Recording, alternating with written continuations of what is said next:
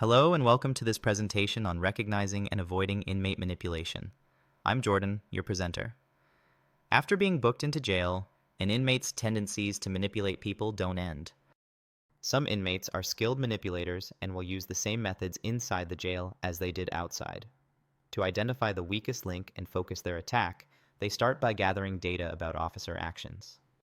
Inmates watch how officers move and behave, listen in on their conversations, find out about their interests, and pick up any information that they can use against them. They will even set aside time particularly to speak with officers and make an effort to connect personally in order to get what they are after.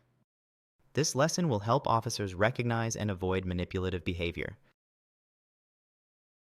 Before we begin the lesson, I want to take the opportunity to explain our terminal learning objective.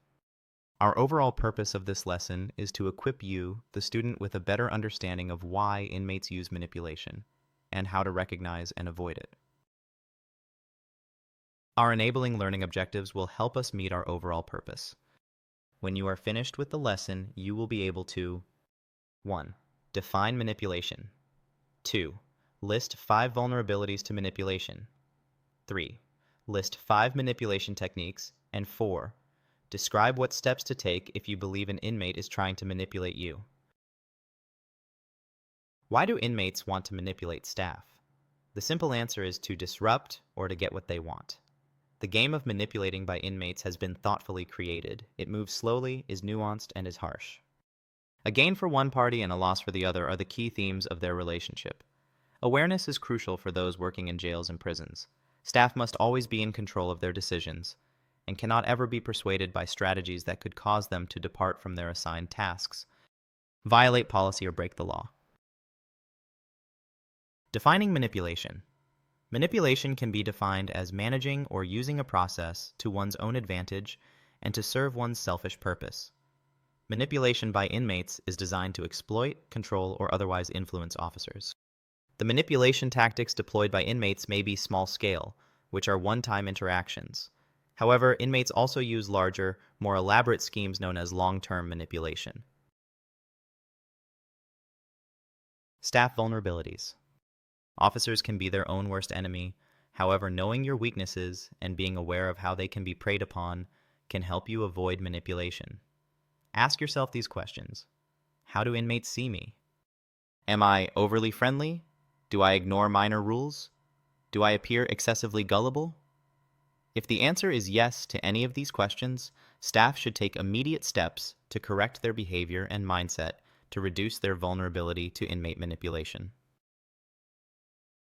Staff vulnerability traits. Listed below are 10 of the traits inmates look for when they are trying to select their next victim. They will exploit these vulnerabilities and use this to their advantage. 1. Naivety or immaturity. People who find it too hard to accept the idea that some people are cunning, devious, and ruthless, or are in denial if they are being taken advantage of. This type of person may not have life experiences that have taught them hard lessons. 2. Overagreeableness. People who are too willing to give another the benefit of the doubt and see their side of things. 3. Low self-esteem. People who struggle with self-doubting, lacking in confidence and assertiveness, and who are likely to go on the defensive too easily. 4. Emotional dependency. People who have a submissive or dependent personality. The more emotionally dependent a person is, the more vulnerable they are to being exploited and manipulated. 5. Trusting people who are honest often assume that everyone else is honest. They are more likely to commit themselves to people they hardly know without checking credentials, etc., and less likely to question so-called experts. 6. Carelessness. Not giving sufficient amount of thought or attention to harm or errors. 7. Lonely. Lonely people may accept any offer of human contact. 8. Narcissistic. Someone who has an unreasonably high sense of their own importance. Narcissists are prone to falling for unmerited flattery. 9. Impulsive. Impulsive people often make snap decisions. 10. Greedy. The greedy and dishonest may fall prey to an inmate who can easily entice them to act in an immoral way. To protect yourself against manipulation, Officers must ask themselves questions when confronted by inmates. You should always analyze an inmate's motives and must always keep manipulation concerns on your mind. What does the inmate want? Why is the inmate asking this? Are they telling the truth? Manipulation techniques. Here are 7 manipulation techniques deployed by inmates. 1. The bandwagon effect. The inmate comforts the officer into submission by claiming, whether true or false, that many officers have already done something, and you should as well. 2. Seduction. Here inmates uses charm, praise, flattery, or overtly supporting others in order to get the officer to lower their defenses and give their trust and loyalty to the inmate. They will also offer help with the intent to gain trust and access to an unsuspecting officer they have charmed. 3. Playing the victim. The inmate portrays themselves as a victim of circumstance or of someone else's behavior in order to gain pity, sympathy, or evoke compassion, and thereby get something from another. Caring and conscientious officers often cannot stand to see anyone suffering, and the inmate often finds it easy to play on sympathy to get cooperation. 4. Servant. Cloaking a self-serving agenda in the guise of a service to a more noble cause. 5. Brandishing anger. The inmate is not actually angry, they just put on an act. They just want what they want and get angry when denied. Controlled anger is often used as a manipulation tactic to avoid confrontation, avoid telling the truth, or to further hide intent. 6. Intimidation. The inmate puts the officer on the defensive by using veiled, subtle, indirect, or implied threats. 7. Rumor mill inmates will make up scenarios to try and plot one officer against another. There are more of these techniques to familiarize yourself. These are just a few. With training, experience, and a tactical mindset, officers can defend themselves against the games inmates play. However, even veteran officers can fall prey to inmate manipulation. If you ever feel like you may have been manipulated, bring it to a supervisor's attention. Get this issue solved before it gets worse. Let's pause to take a look at staff vulnerabilities and inmate tactics using Officer Smith as an example. Officer Smith is a new officer. She is 21 years old and single. She thinks she is overweight and unattractive to others. In high school, she was not popular, socially awkward, and never had a romantic relationship with anyone. What vulnerabilities may Officer Smith have? Based on the vulnerabilities we discussed earlier, Officer Smith may be vulnerable due to 1. Low self-esteem. Officer Smith might struggle with feelings of inadequacy regarding her appearance, which could make her more vulnerable to attention or compliments from others. If an inmate recognizes this vulnerability, they might exploit it to gain her trust or sympathy. To manipulate Officer Smith, an inmate might compliment Officer Smith on her appearance, saying things like, "You're so much prettier than the other officers. It's hard to believe someone like you is single." The inmate is using flattery to play on her insecurity, seeking to make her feel special or appreciated, which could lead to her lowering her guard. 2. Naivety. Given her limited social experience, Officer Smith might have a trusting nature, which makes her an easy target for manipulation. She may not be as alert to the red flags that could indicate an inmate's ulterior motives. An inmate might begin by asking her personal questions, such as, "Do you ever feel like no one really understands what you're going through?" The inmate could use her responses to form a false narrative of shared struggles, slowly building a relationship that could escalate to inappropriate conversations or requests. 3. Immaturity. Officer Smith's immaturity in these areas may make her more emotionally driven, reactive, and susceptible to external influences. Her lack of experience in handling complex social dynamics, combined with a potential desire for affirmation and belonging, puts her in a position where she could be easily manipulated by individuals who recognize and exploit these traits. An inmate may try to create an environment where they appear as a mentor or advisor to Officer Smith. They might tell her, "You're still young, but I can see you've got potential. If you ever need advice on dealing with these guys, you can trust me. I've been here a long time, and I know how to get through this place." The inmate is attempting to position themselves as someone who can guide her, playing on her inexperience and desire for support. What are some of the signs indicating an inmate may be trying to manipulate you?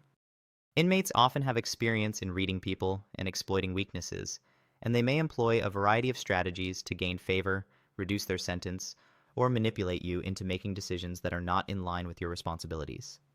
Recognizing the signs of manipulation early can help you maintain professionalism, uphold the rules, and ensure your safety and the safety of others in the facility. There are some common signs that an inmate might be attempting to manipulate you, from subtle flattery and emotional appeals to more direct forms of pressure or coercion. By understanding these tactics, you can better prepare yourself to respond effectively and keep boundaries strong in your interactions. Inmates will take advantage of you only if you let them. You should be concerned if you notice the following. 1. Trying to engage you in long conversations about your likes, dislikes, or other personal matters. 2. Suddenly offering you favors, doing extra work, being excessively nice to you, and showering you with compliments and attention. 3. Trying to involve you in a you-me situation or an in-group alliance. 4. Asking you for materials in excess of what you are allowed to give. 5. Not taking no for an answer from you, but seem to accept the answer from other staff members. 6. Defying your orders. 7. Trying to turn you against other staff members or departments within your institution. 8. Consistently breaking minor rules in your area of supervision. 9. Trying to instill you with fear. 10. Trying to push you to the limits of your patience. What to do if an inmate is trying to manipulate you? If you believe an inmate is trying to manipulate you, you should follow a structured approach to avoid falling into a trap while maintaining professionalism and authority. Adhere strictly to jail policies and security protocols. Record any attempts in the inmate's file or facility logs. Be specific about what was said or done, the context, and your response. Inform other staff members about the manipulation attempt to prevent other officers from being targeted. If you become aware that an inmate may be trying to manipulate you, respond in a firm, clear, and professional manner. You might say something like, "I understand your request, but I will follow policy." Or, "All inmates are treated the same. I will not make exceptions." Redirect the conversation to facility policy.